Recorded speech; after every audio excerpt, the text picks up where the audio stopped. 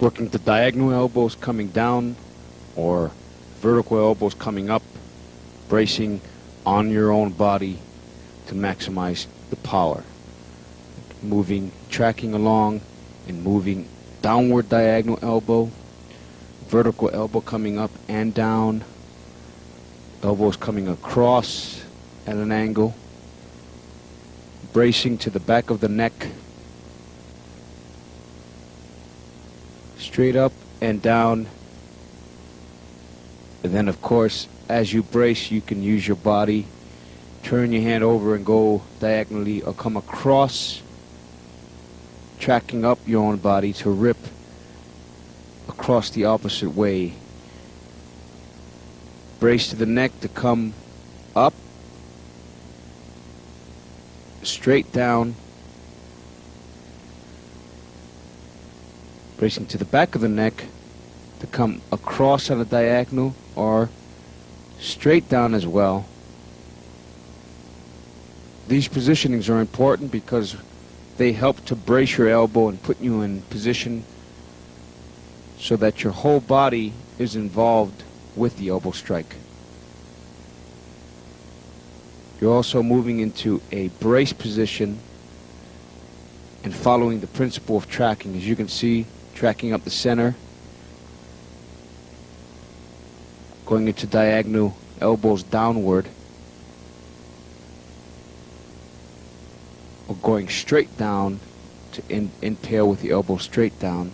Also using that initial position to protect you from an oncoming strike. So the elbows are used not only to impact the strike, but then to close distance and to strike the individual over and over again. Cutting down, as you can see, track up the body, come straight down, roll it over, turn it 45 degree, coming across, and essentially following the first pattern, which is coming up and down in a circular manner.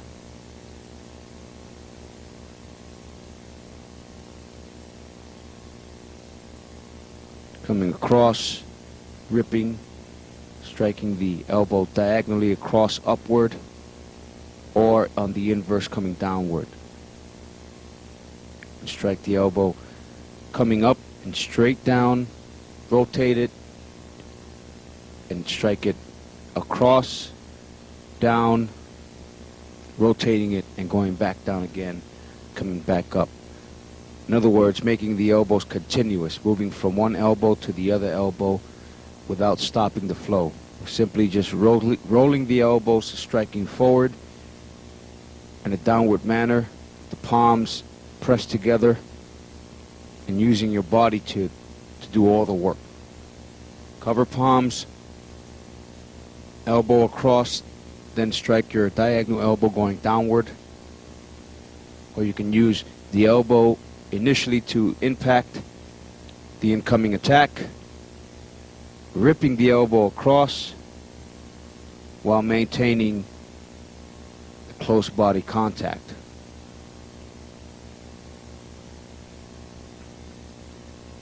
Again, one elbow flows into the other elbow. Just coming again, stepping, coming up, driving the elbow down, essentially going against gravity and then with gravity, keeping the elbows positioned.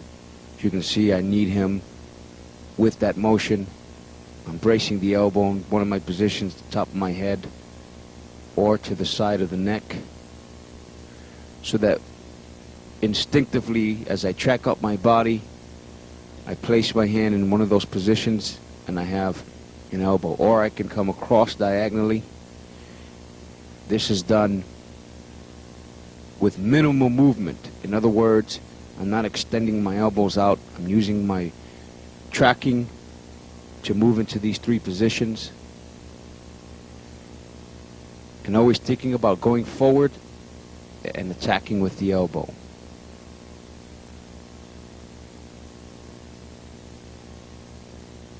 Now we're going into one of the first sequences of flowing elbow patterns. Essentially, as I come in, I come up, down, and rotate the elbow in a circular manner. Up, down, and rotate the elbow. So coming across, back, up, down, rotate. Up, down, and rotate. Up, down, rotate the elbow, and then come back up again. You can see that circular motion of that elbow and the continuous nature of the strike. Essentially coming up against gravity, down with gravity, each time striking him with the elbow. 1, 2, 3, 4. 4 strikes, 1. As you hit, it's continuous, following a natural flow of tracking up and down my body, ripping the elbow down, ripping it up, and you just practice that over and over again to get the feel of the circular nature and the ripping aspect of that strike. You see again, my body's doing all the work. I'm keeping everything very tight, tracking up my own body. Sequence number 2 starts up, comes across, rips the face, up and down, across, up and down. And again, you practice that continuously. You go down, up, down, across, and back. 1, 2, 3, 4. It's a 4-count exercise.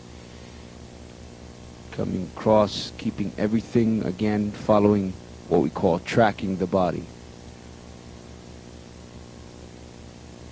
You see, these elbows are very devastating because they rip. Everything is very short, explosive, keeping the movements very close to your body. 1, 2, 3, and 4. 1, 2, 3, and 4. You come up again. When I strike it, we call this the cross, because essentially it's just a vertical movement, horizontal movement, up and down, across and back. It's very important to practice these elbows in a continuous fashion in order to teach you how to flow from one to the other. Sequence 3 moves diagonally. It starts off with a diagonal into the inverse movement, 3 and 4. 1, 2, 3, and 4. Notice how the elbow rips down, comes up, and rips across, each time striking the individual. This uses an X pattern. As you cut down, come back up, keep everything, again, very tight to the body. This cannot be emphasized enough. As you cut down, going with gravity, heavy, coming back up, 3 and 4. 1, 2, 3, 4. And these movements should never be stopped. They should be practiced continuous. As you can see, my legs are pumping. I'm keeping the elbows tight, coming down and up and down, down, up, down, at various angles. When practicing these movements, it's very important to always try to change your rhythm as well.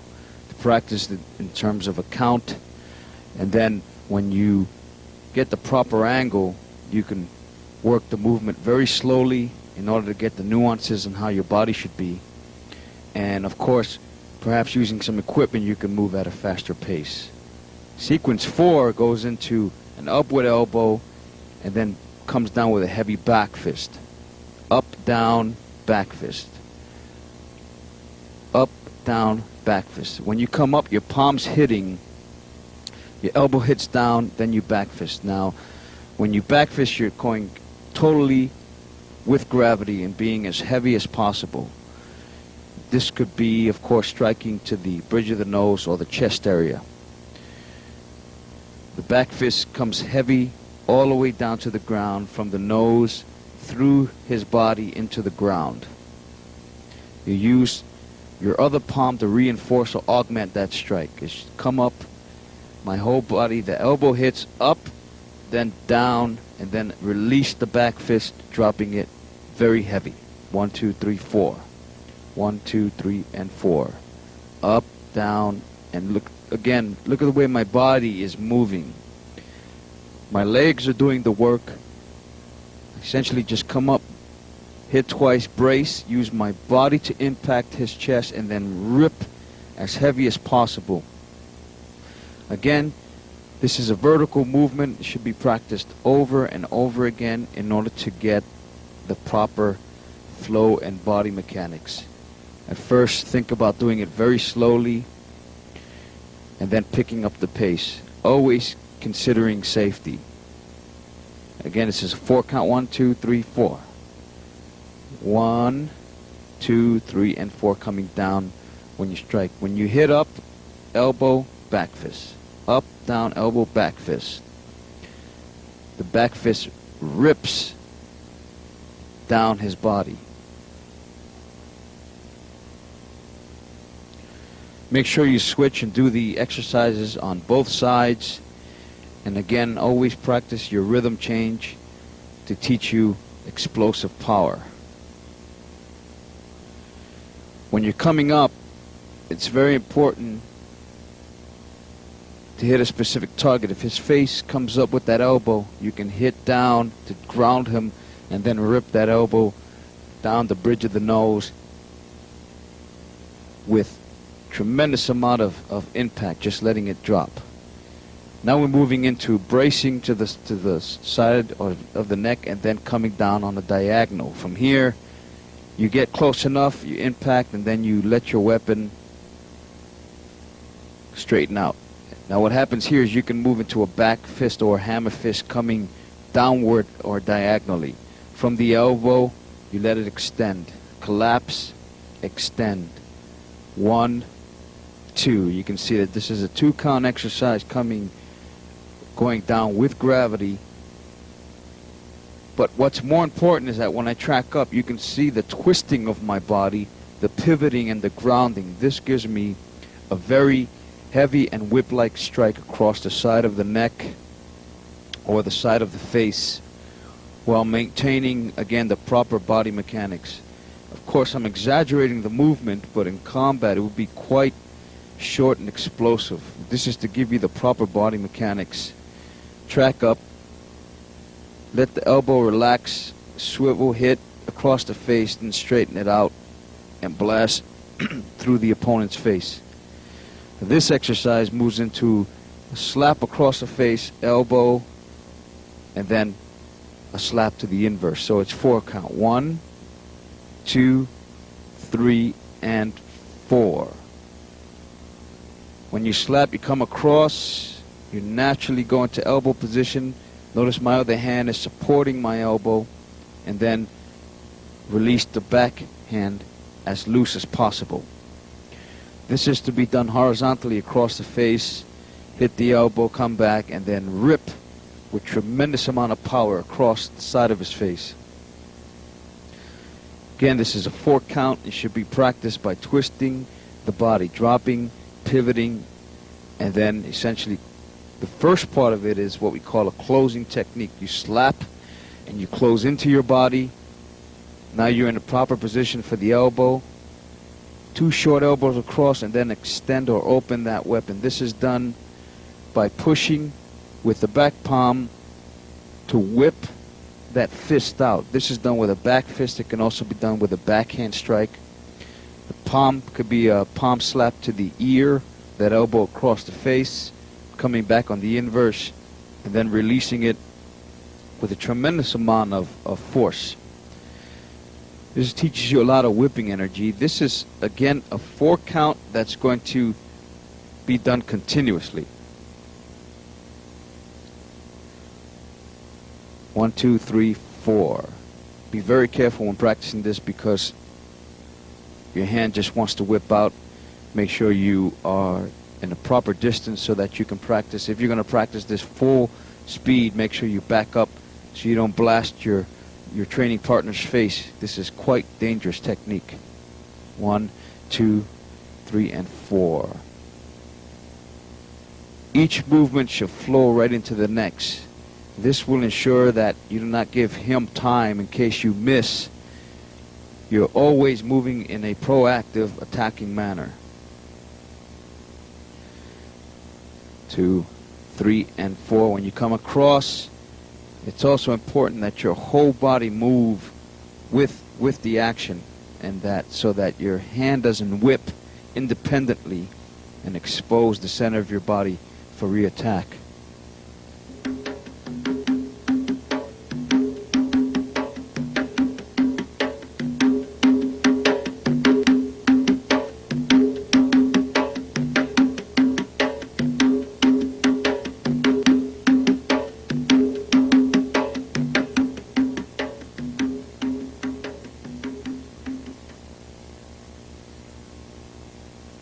Now we're going to move into fluid combinations and essentially put some of these flowing patterns together as to develop your own flow and spontaneous movement in combat.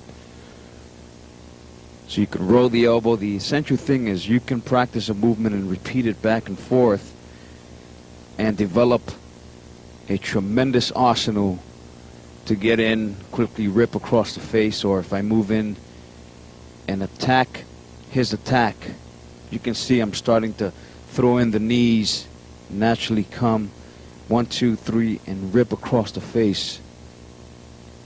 It's important once you learn the basic foundation or the basic patterns to put these patterns in spontaneous application with someone attacking you and you just moving in, closing distance, going into your proper elbow positioning, and applying the strike that fits the situation.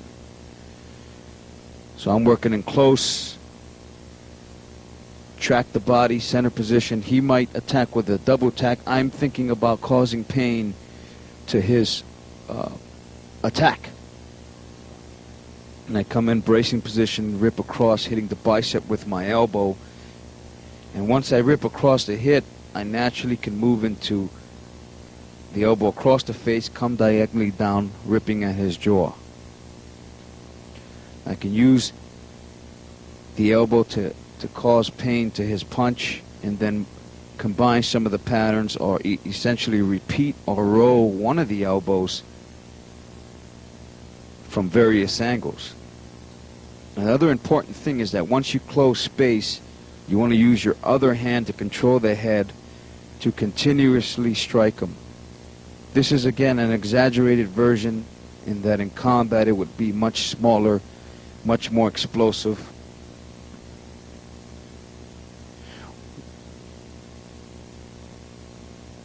Quickly dominating the space, following the tactical order of operations of closing distance, shocking. Once I create the pain with my elbow, I can continuously strike him at various angles. If I naturally move into my cover palm position, I can practice my elbows continuously and fluidly.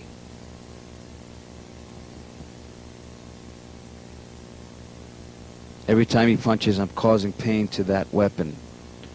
Practicing various positions of my body to teach me how to strike with gravity, against gravity, on a vertical line, of course, and on a horizontal line. Learning how to run my knees into position and drop heavy into the center of his chest. As he comes in, simply my entry is an attack.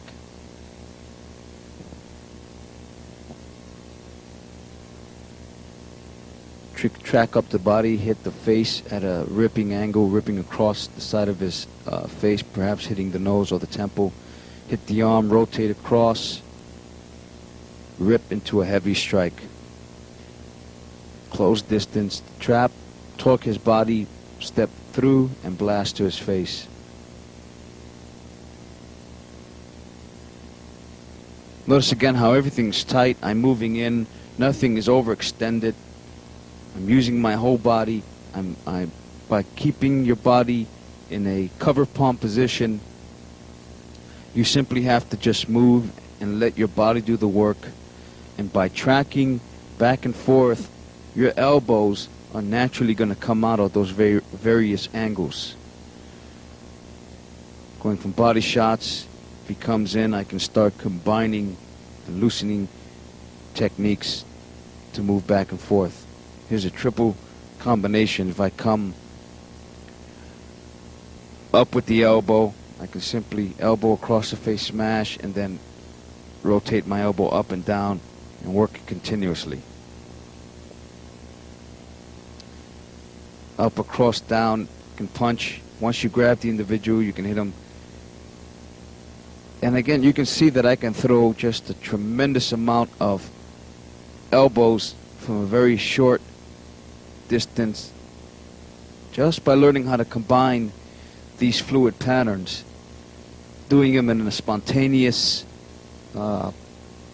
combative way, various angles, putting everything together, picking up the pace and letting it happen. You can see I naturally start to run that knee into place. You can hit the side of the jaw, the nose, under the chin.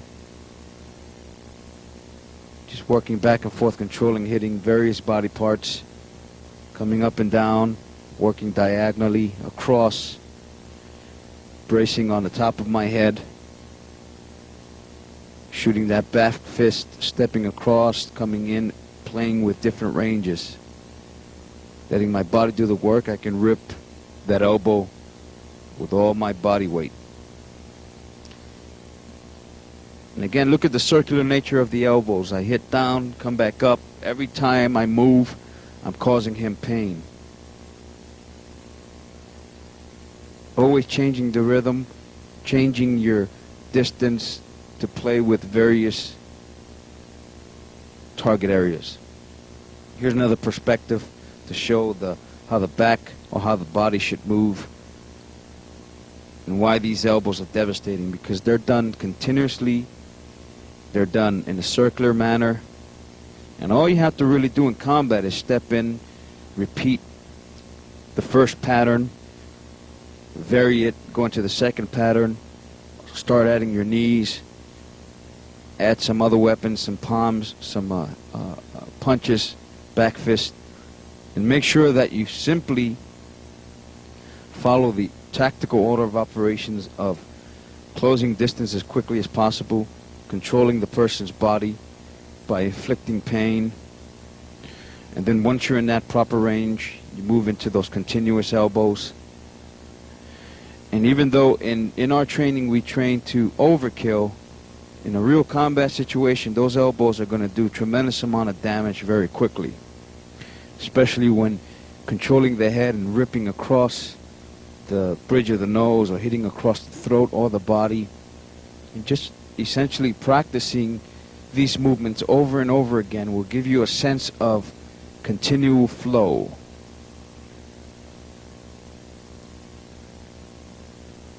So that you can get a perspective.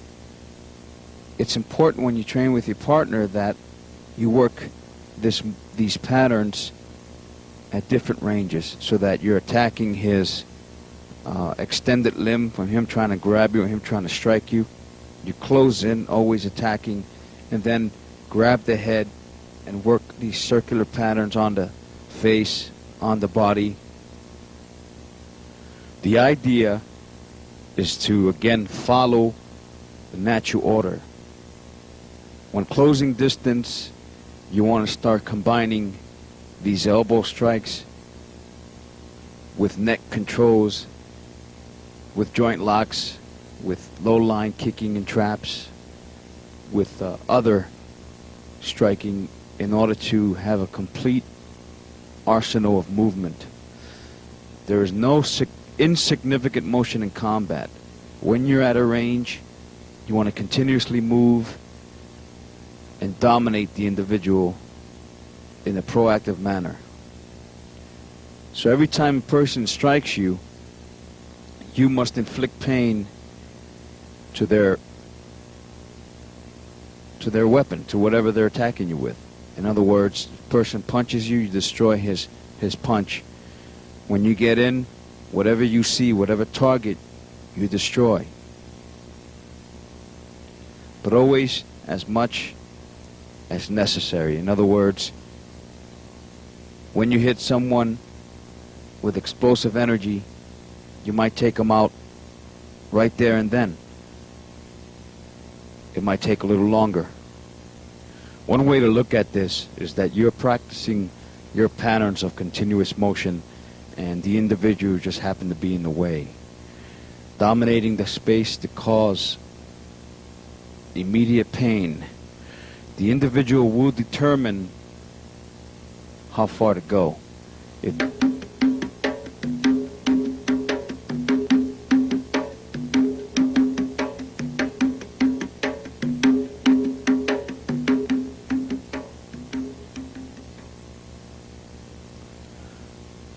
Now we're going to combine elbows and knees into fluid combinations. In other words, we're going to work the high line and the low line. We're going to step in, dominate with the elbows, run in, blast the knees on the low line to distract them, and then essentially rip the high line with continuous circular elbow patterns.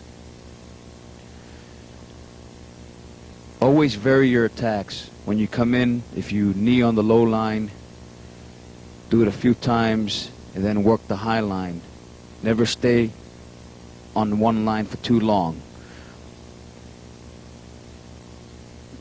Close, I can shoot the knee to the back, step in across, elbow, rip the face, bring the head back, and finish off. This starts getting your low line and your high line to work in a fluid manner. Run in, blast the knee. I'll show you some variables. Running across, blast the knee. When I do this in combat, this will bring his head down and he'll run right into that elbow strike. I can come across and rip. When you practice your elbow patterns, you simply have to just run and let that knee come out. Your body will be in proper position to go into a follow-up elbow technique. When you're working the low line, it's important to think about running through the person. You can blast that knee in an explosive manner. Once I soften him up on the high line, I can jump up and blast the knee across to his chest or his leg to cause pain on the low line, and then re-attack on the high line. Notice when he came in with that attack, I just simply dominated the space between us. I attacked the low line and then blasted that elbow. Twisting across, blasting the knee to bring his body down. Then from there, ground him again with an elbow and continuously move. Then pick him back up, hit across the face area in order to overwhelm him. Knee and then blast with a heavy elbow strike, thinking again about going through him. Notice my tracking position. I naturally move forward. I can lead with that knee and just let my body weight drop. I have that elbow. I can knee again. If he grabs me, I simply sprawl out. I can then drop my knee and my elbows continuously on his spine, dominating him, taking him out. From here, I'm close in. I'm working the head for a bit, and then I'll blast on the low line. And then I can move into a neck crank position or position his head for a power elbow. Leading with that knee spike across, perhaps he attacks, I blast that knee spike into his body or into his arm. From center position, I can again use my elbow to destroy that entering weapon, close distance, blast the knee to various angles, and then finish him off on the head. Again, low line into high line fluidly. Run through him, blast him with a grounding elbow.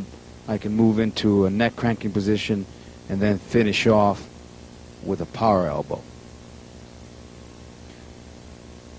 Every time you enter, you must cause pain. When he attacks, if I can blast that knee down, I'm just going to explode that knee and that elbow together to close space and dominate the individual. From here, I can show some variables of some elbows, knees, and stomps.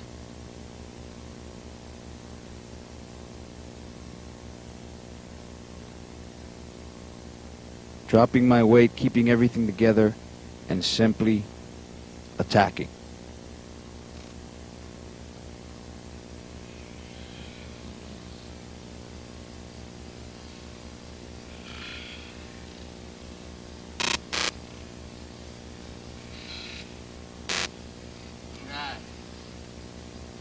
You can also work your knees and your elbows against low line kicks. From here, every time he kicks, you want him to meet one of your elbows in soft tissue, whether going into the femoral or on top of the thigh, making sure that your body's contracted. You're not extending any of your weapons out so he can reattack. You can see when I knee or kick in to stop his kick, I can enter and then reattack his head to dominate him. I also can run in and blast my knee into his attack, dropping my elbow, or simply just destroying whatever comes at me by dropping my elbow down, putting him in position, and then continuing to follow up. This is important to practice spontaneous movement, to be able to deflect or deal with incoming strikes, not only from different angles but from different levels. This is why you should practice attacks from the low line. These attacks could be kicks to the groin, kicks to your shin area, kicks to your legs. It's important then to get a feeling of how to deal with these kicks. Every time he kicks, I want to cause him pain and then dominate the space between us. Come to the inside and let my elbow spike across his knee. If he works low and high line, it's important again to cause pain to every part of his weapon, dominate space, quickly enter, and then control his head to dominate him completely. Now I can move into various knees, finish off with some downward strikes to the back of the neck. You can see again, I'm tracking up my own body. Nothing is overextended. I'm moving my body as a unit. I'm not trying to reach Back out. up. Back up.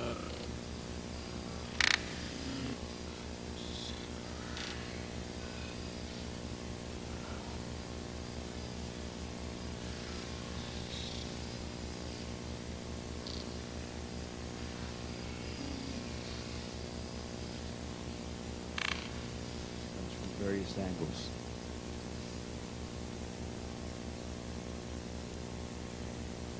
Slowing it down, showing how your body should be positioned. You can strike your elbow up or down to ground them and cause pain in the knee area. If you can get deeper into the hip area, or even if you have to do it to the shin area, as long as you're creating pain and destroying. There's some low line and high line attacks, showing some explosive kicking to bring him down into my upper line attack.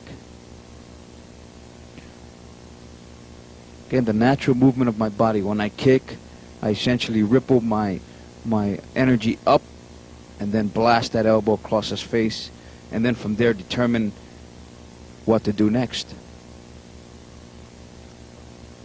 If he attacks, I can simply stop kick on the low line so he stops his attack, and then once I control that moment, I close space, I dominate, control, and a barrage of elbows until he is deanimated and I can escape.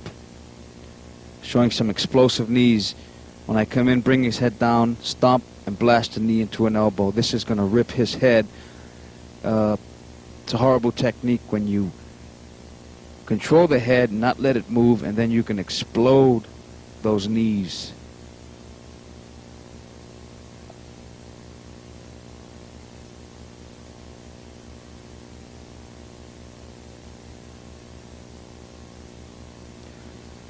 Short burst of knees and elbows. From here, blast the knee right up into the elbow. Blast low line knee into another elbow, coming across, going into a finishing elbow by controlling the head and striking with a downward diagonal elbow, ripping across the face. It's also very important to be very relaxed, your body to be contracted to protect your vital targets, and to move the knees and elbows in conjunction with each other. You should be able to do this from any angle. If someone grabs you from the side, you practice the flow of blasting the elbows and the knees together. Notice again, this is Flinch Response. My body is contracted. I'm developing proper habits of dropping my body weight to protect myself not only am I shielding myself, but I'm naturally adding a spike so that when he punches me, he hits my elbow and causes himself pain, and then I can move into devastating knee and elbow attacks. From here, you can have the partner hold the palms, you can blast the knees and elbow combinations. This is very dangerous, so it's important that you exercise control, make sure your partner is protected at all times. Again, playing with different things. If he comes in the grab, I'm in the range to blast those knees. When he tries to escape, it now allows me a chance to control his head, move into some of my knee impacts, and then of course I can just simply take his leg away. Slowing it down a bit, showing how to get inside, how to work the head, various angles, how to come up, down, thumb rake across the eye, bringing the head in position. If he comes down, you can control the head and make sure you're kneeing him continuously. At a close range situation, it's important to dominate or control the head so that if he tries to grab your leg, you just simply change your angle, make sure you continuously strike him, put him in position that he cannot pick you up to slam you. Always try to control the neck as quickly as possible. First, make sure you shock him with continuous elbows, and then you just rip across his face continuously, making sure that he could not grab your legs, take you down to the ground, or dominate you.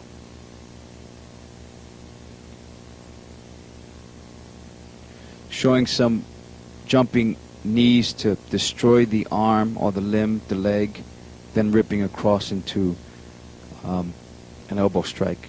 Coming in, extending the arm and blasting into a heavy strike to break the arm or the knee to the body. Heel kick across, finish off blasting the face with the elbow. Going into a jumping knee. This is important. You must jump once you dominate the space and have control of the individual and work them continuously.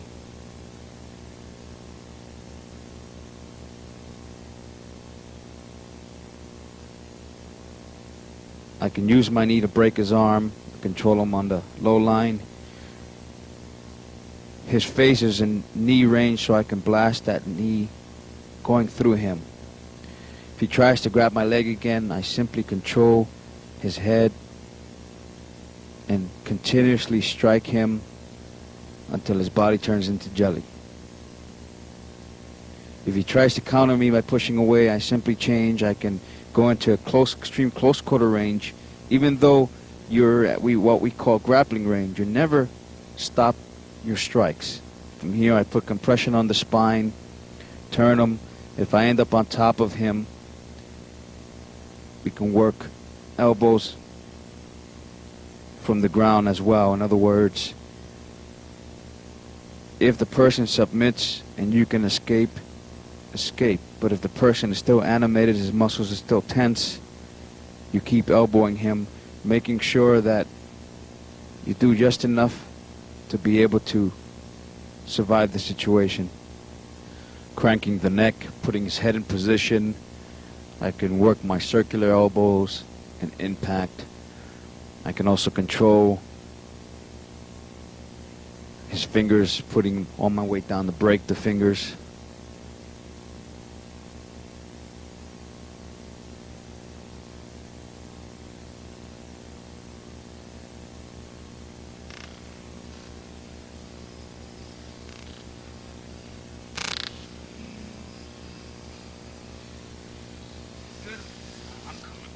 Might end up on the ground. It's important to remember that if someone tries to take you down to the ground, you must never stop striking. You must make sure that you strike with proper intent. But if you do end up on the ground, you have options. You can elbow, you can strike. Always try to control the head as quickly as possible. Make sure you use those elbows to protect you. From here, you can if you control his head, you can blast those elbows continuously using your legs to kick his back as you use your body to pull his head down into those elbows, making sure that you don't stop until you feel his body start to submit or start to, his muscles start to relax, and then you can change and escape that mounted position. Again, from the mount, making sure that you protect yourself, try to get him at an angle, pull him down into you.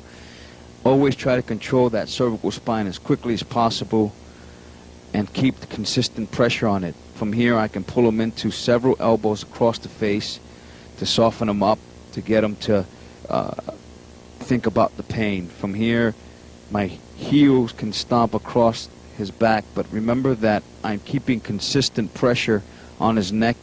I can turn him back, put my leg around him to stop him, raise his chin up, and go into a quick bone pressing choke into his throat. I can bash his face continuously, keeping, again, control on or pressure on the neck.